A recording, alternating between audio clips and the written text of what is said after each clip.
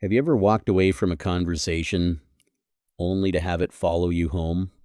The conversation ended, everyone went their separate ways, life moved on, but your mind didn't. Hours later, you're brushing your teeth, driving your car, trying to fall asleep, and suddenly your brain presses play. Why did I say that? Maybe I talked too much. Why did I tell that story? Did they think I sounded stupid? Should I have stayed quiet? The conversation lasted 5 minutes, but you've now spent 3 hours replaying it. Here's the strange part. The other person probably hasn't thought about it once. They're eating dinner, watching Netflix, playing with their kids, living their life. Meanwhile, your brain has turned one conversation into a full-length documentary.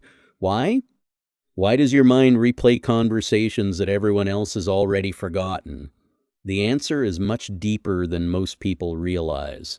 And once you understand it, you may finally stop fighting a battle that was never meant to control your life. Your brain has one primary job: keep you alive. Thousands of years ago, being accepted by your tribe wasn't just emotionally important, it was survival. If people rejected you, you could lose protection, food, community, even your life. Your brain never forgot that. Even though the world has changed, your brain still treats social rejection like danger. That's why one awkward conversation can feel so much bigger than it actually was. Your brain isn't trying to embarrass you. It's running a safety check. It's asking, did we say something that might cause people to reject us? Should we do something differently next time? At first, that sounds helpful. But then something changes. Instead of learning, you begin looping. The conversation doesn't teach you anymore. It traps you. You stop solving the problem. You simply replay it again and again and again.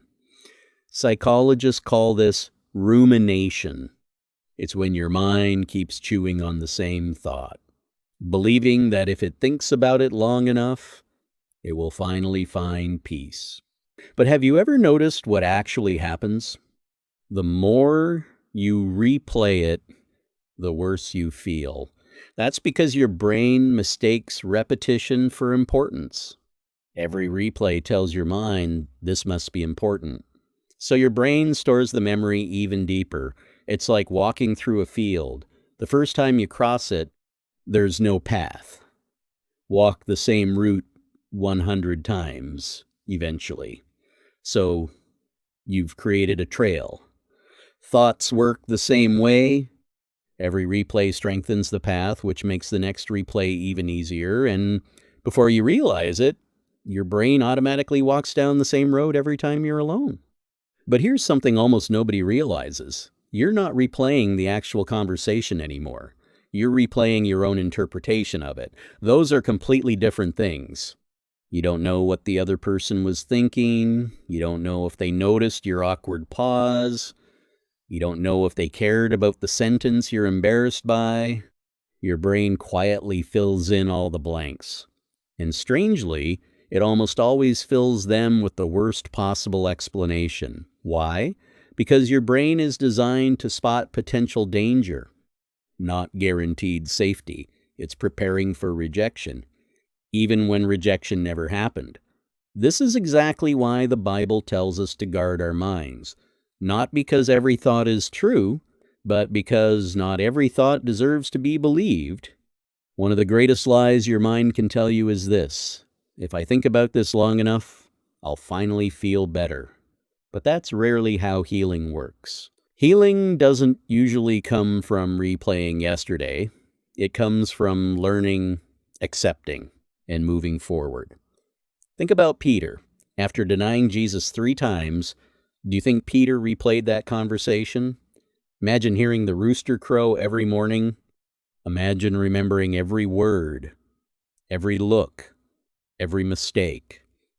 If anyone had a reason to mentally replay a conversation, it was Peter. But after the resurrection, Jesus didn't sit Peter down and replay every sentence. He didn't ask, Why did you say that?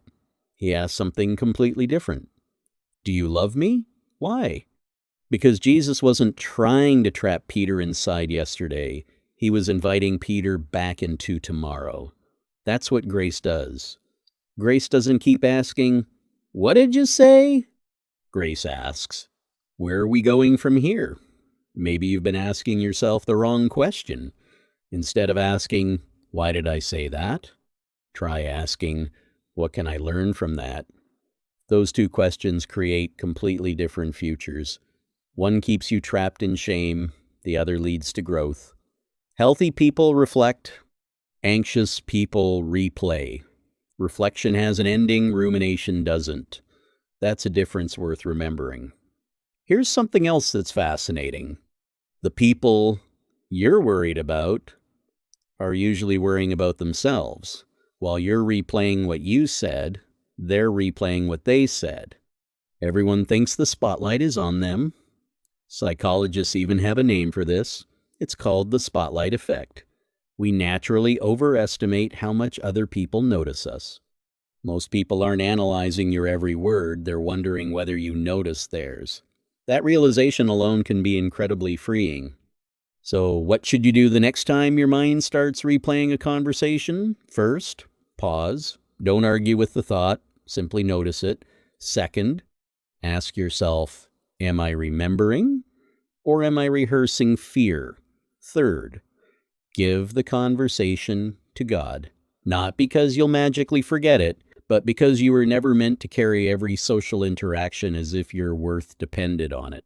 Your identity isn't determined by one awkward sentence, one uncomfortable meeting, one embarrassing moment, or one conversation. It's rooted in something much deeper. Imagine waking up tomorrow, and instead of replaying yesterday's conversations, you became fully present in today's opportunities.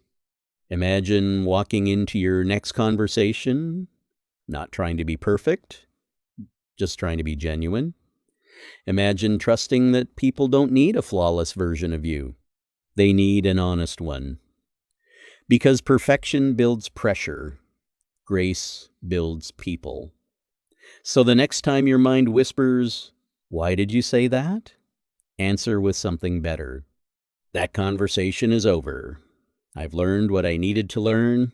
The rest belongs to God. Because your life is too valuable to keep living the same 5 minutes over and over again.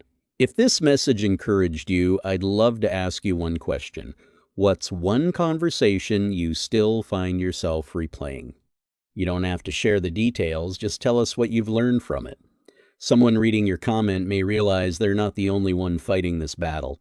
And if you enjoy videos that connect psychology, everyday life, and timeless biblical wisdom, consider subscribing. Until next time, remember this: God never asked you to replay yesterday. He invites you to faithfully live today.